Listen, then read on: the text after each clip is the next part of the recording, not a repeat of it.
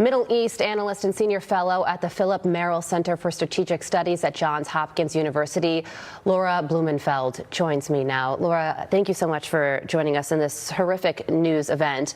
And the investigation into this is, of course, in its early stages, but what we believe to know is this suspect was born and raised in Chicago, Illinois, and then went on to murder 2 innocent people and shout "Free Palestine." So is this an example of something that is deeply wrong with this country?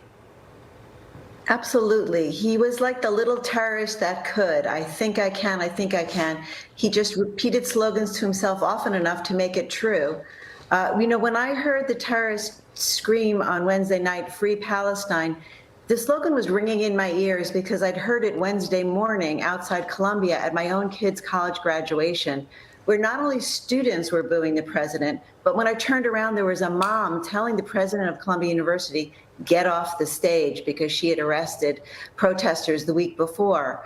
Look, I think this proves that free speech might be a right, but it's also a responsibility. And the shooting shows the connection between rhetoric and bloodshed is real. After the cold-blooded murder on Wednesday, the consequences of this kind of violent rhetoric can't be denied. Yeah, and the victims should have been celebrating the most exciting times in their lives.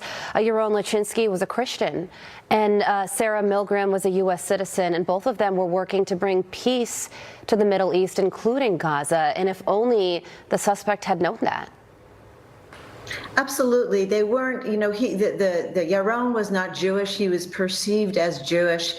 She was a third-generation Kansas from the town of Prairie Village, where my mother and my grandparents are from. These are folks who are, raised on corn-fed optimism, and in their world, stories can have happy endings. And so our only hope is that this drives home a message that terrorism isn't only about killing, it's a terrorism mindset, which is, in one word, is dehumanization. How can we make people more human in each other's eyes? That's what Yaron and Sarah lived for. That was their belief. Who is helping the people of Gaza more? Those who are inside the museum. They were working on an interfaith joint effort for humanitarian relief across the region, or the gunmen outside, deranged by violent rhetoric and a wrong approach to society that led to senseless death. He fired 21 bullets. Take one moment to think about that, to kill 2 people. Sarah was alive and trying to crawl away. He followed her and shot her. She sat up, she tried to live, and he shot her again. Oh my gosh. So we're going to keep them and their families in our thoughts and prayers as the horrific details of what took place at the scene continue to unfold as we learn more. And when it comes to the war itself, Laura, French President Emmanuel Macron, he's pressing for an immediate recognition of a Palestinian state. The UK and Canada have been very critical of Israel's expansion of this war. And Prime Minister Benjamin Netanyahu said this yesterday: "I say to President Macron, Prime Minister Carney, and Prime Minister Starmer, when mass murderers, rapists, baby killers, and kidnappers thank you, you're on the wrong side of justice, you're on the wrong side of humanity, and you're on the wrong side of history." A scathing and pointed criticism from Prime Minister Netanyahu at a time when Israel is being really pressed to withdraw here. Well, for Netanyahu, this is a war of survival, and his feeling is, I'd rather be alive and hated than loved and dead. And that was a lesson that, whether you're saying you draw it from the Holocaust or whether you draw it from the Middle East today, there is little pity for victims in the Middle East. And his feeling is that the strong survive. And when it comes to Iran itself, nuclear talks are set to resume today between the United States and Iran, and it's at a time when the United States has made it clear zero enrichment is the U.S. stance.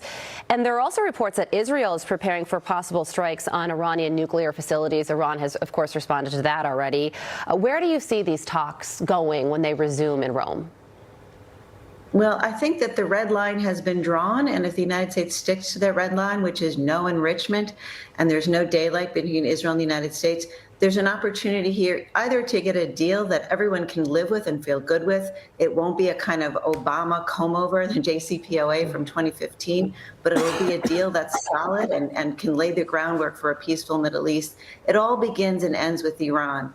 And if they don't, if diplomacy doesn't work, then there is that second way. Israel feels like it has a historic opportunity now to deliver that showdown blow in a fight that began on October 7th.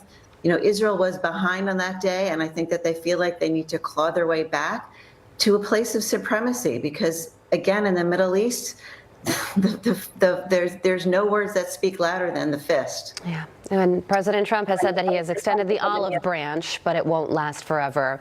Laura Blumenfeld, thank you so much for joining us this morning.